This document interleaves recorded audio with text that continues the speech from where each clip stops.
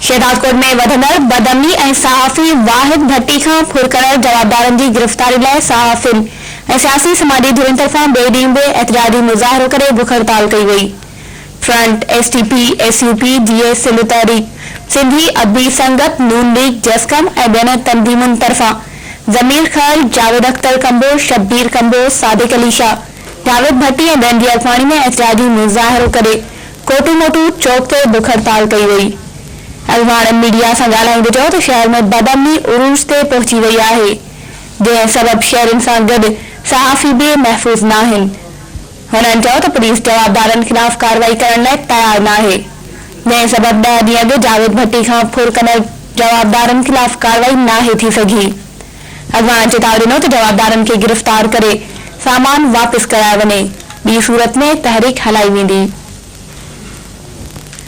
मोरे में